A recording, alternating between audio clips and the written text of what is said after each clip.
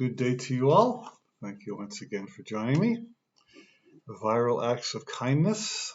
I read yesterday that the International Monetary Fund is granting debt relief to 25 of the poorest countries on the planet, and they're increasing the trust fund to help countries from 500 million to 1.4 billion. I also received a letter from my bank saying that they're deferring payments and lowering interest and doing all kinds of things. So what's happening now is we're all pulling together and we're trying to help each other out, which is one of the great benefits of a crisis like this. Yesterday in the US, the government was supposed to mail out stimulus checks. They're basically giving people money to spend. I think this is a fabulous idea because the economy depends on circulation, and when people start circulating, good things happen. Circulation and the movement of life force are the key to all healing. The entire system of Chinese medicine is based upon moving qi and moving life force. Now, money is one way to do that. Money is one expression of life force, but there are many. Now, this morning, Dee and I went out. We have a little bank of a bush of flowers, and we've been watering them every morning.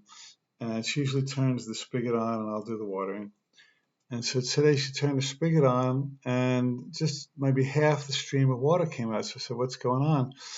And we traced the hose, and there was a crimp in the hose. And so we uncrimped the hose, and we had full force pressure. And that's quite symbolic of how our life works.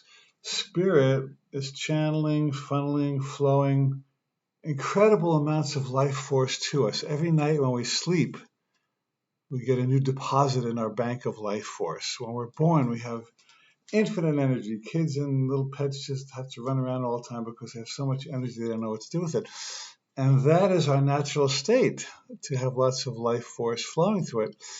So if we crimp it, mostly by fear and resistance, self-doubt, that shuts off the flow. So what we want to do is uncrimp the hose. You do not have to go anywhere in the universe to get more life force. All the life force you could ever want has already been given. But we have to uncrimp the hose and let it flow.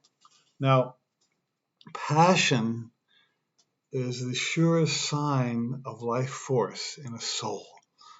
When you feel passionate about something, that is God's way of getting you to be in the right place for the right purpose with the right people at the right time. And the problem is not that we don't have passion, because we do. The problem is that we have lost touch with it, most of us. So the spiritual path is about getting back to where our passion really lives. Swami Satchidananda used to say, we started out fine, and then we got defined, and now we're getting refined. How cool is that? So in many of my workshops, I'll ask people, where's your passion? And one fellow stood up and said, well, I don't have any passion. I don't know where my passion lives. And I asked him, well, if you did know where your passion lived, where would it be? He said, I would go skydiving, and I would play the saxophone. I would ask some girl for a date. And the audience roared because he really did know where his passion was, but he was out of touch with it.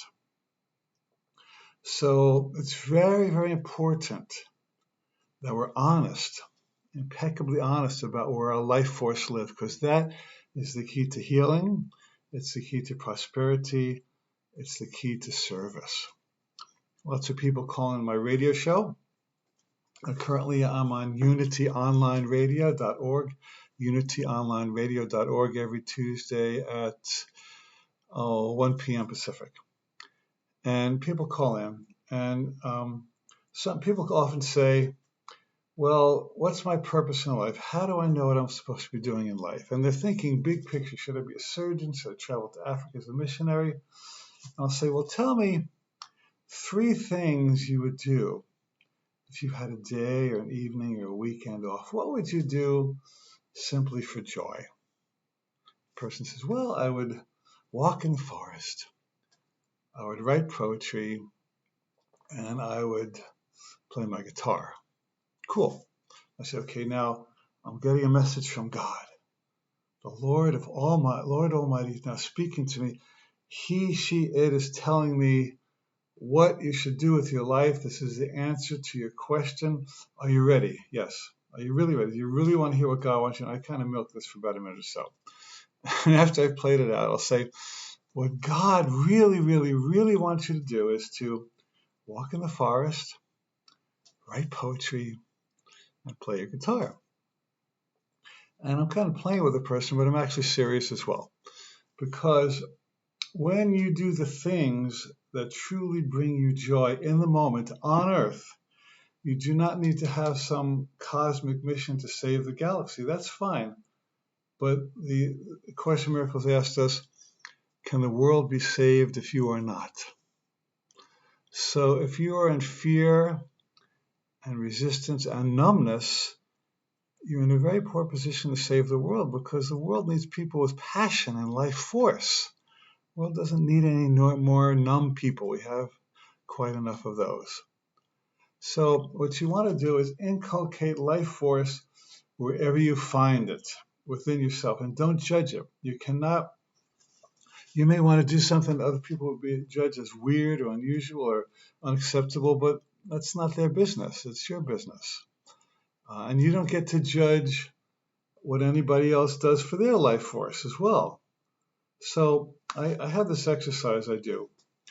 You can do it at home afterwards if you like. You take a piece of paper and draw a line down the middle, and at the top left column you write it in big letters, and on the other side you write not it.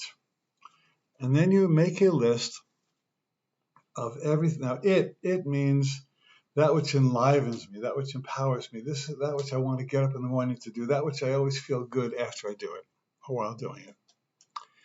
So you write down all the things in your life that you're passionate about. I love being with my dogs. I love playing my guitar. I love talking metaphysics with my partner. I love walking in nature. I love waterfalls. I love listening to inspirational videos and audios.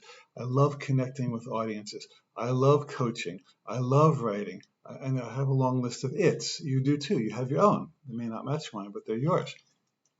And you write down everything in your life that brings you life force. What brings you life? It's a simple question, but you have to be honest about answering. Then, on the other column, you write down all the not its, all the things that deplete your life force. Oh, doing those spreadsheets and answering all those emails and hanging out with people who are downers and bring me down in the conversation, reading the news, listening to the news, on and on and on. And you make both lists.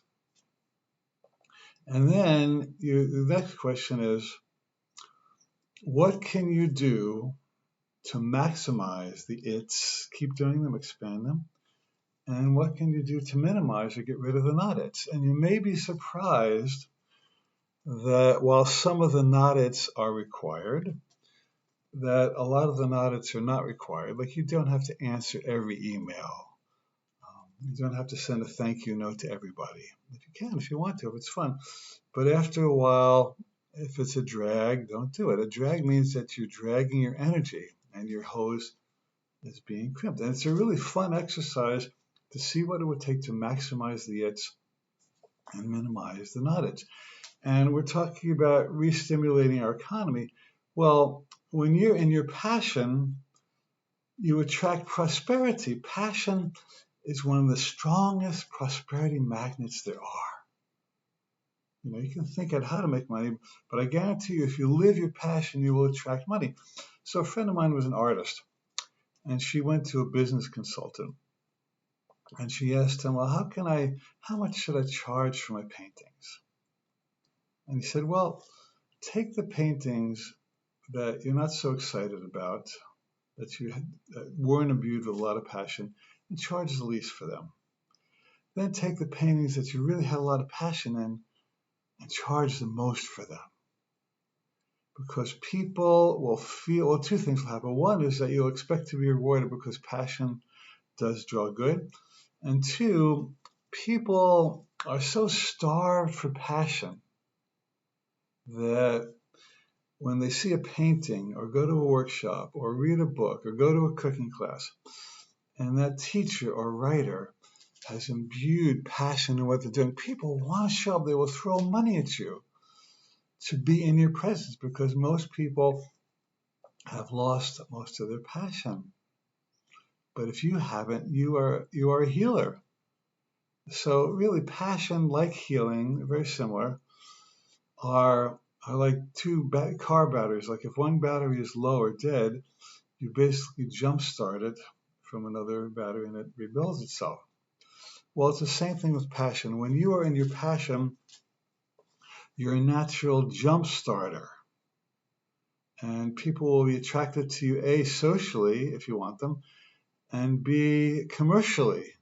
Now just think, if you were going to buy a car or buy a piece of property or buy any item, piece of clothing, and you had two different salespeople, and one was kind of bored and numb, and why am I here, and when am I ever going to make any money? And the other was, wow, this is a really great piece of property. I love to see you get you into this house. I want to help you bring your dreams come true. I'm passionate about you living in the house you want to live in. Well, hell, it would be no contest, because you'd want to be with somebody who is A, passionate about who they are, and B, passionate about helping you. So the real stimulus check, no matter how much the government sends out, that's a nice thing. I'm glad they're doing it.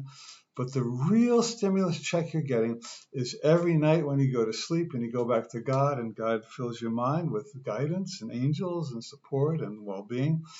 And B, during your waking life, when you quit doing what sucks energy from you, and when you infuse energy and passion into what you're doing, that is the stimulus check that's really going to move the economy.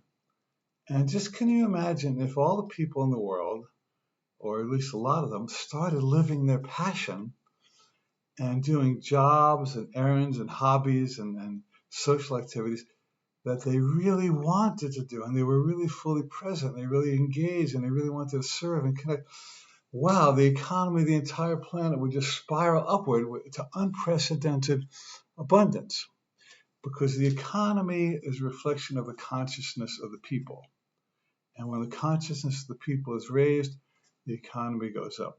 You know, it's like the stock market crashes when there's a panic, and panic is emotional, and panic is based on fear. So the more fear, the more blockage, and the slower the economy becomes. And the more trust and confidence and excitement, the more flow, and the higher the economy becomes. And you've probably all heard the expression, a rising tide raises all the ships. A rising tide raises all the ships. You know, in my career, when things seem to be stalled in any way, I ask myself, is my current work a reflection of my true passion, or has it waned? And usually there's some program I'm doing that I am bored with, or just been doing it for the money for a while, and it's easy, but it's not stimulating. I don't do anything just for the money, but you kind of get into ruts, huh? And then I think about, there's some new project I want to do, or some passion I have, and I'll do that, and people just show up like crazy. Dee and I lived in Fiji for a while, and I'd been running a retreat in America called the Mastery Training. I thought, why don't we do this in Fiji? And I thought, well, you know, Fiji's so far, and it's a whole foreign culture, and it's quite expensive to get who's going to come. But we were excited about it, so let's try it. So we found a nice little boutique hotel on the beach, and we advertised it, and people came like crazy. Why? Mostly because I was passionate about it. And of course, the Fiji locale was beautiful, and the workshop was good. But as my career matched my passion, so people showed up as well to match. So passion is the key to financial and health success. Now, Ram Dass tells a story that once he was giving a lecture, and there was this older lady sitting in the front with a smile, and everything he said, she just smiled and nodded. And he assumed she was an enlightened being. So after the lecture, he went down to her. He said, well, I've just been watching you. You have such a beautiful face, and you were so peaceful and so delightful. Pray tell, what is the secret to enlightenment? And she leans over and she whispers in his ear, crocheting. And so what she was saying was that I love crocheting. And when I crochet, I'm happy. And when I'm happy, I'm a gift to the planet. And when I'm a gift to the planet, my good comes back to me. So we have our stimulus checks going around financially, but even more important, we have our stimulus checks going around spiritually. So every couple hours during the day, do a stimulus check-in and ask yourself, am I moving from my personal spiritual stimulation, or have I given it to fear? And what would it take for me to return to coming from my higher power? That's the way the game works. Okay, guys, thank you so much for joining us today. Love you lots. It's fun to meet with you. We'll see you again tomorrow. Have a wonderful day.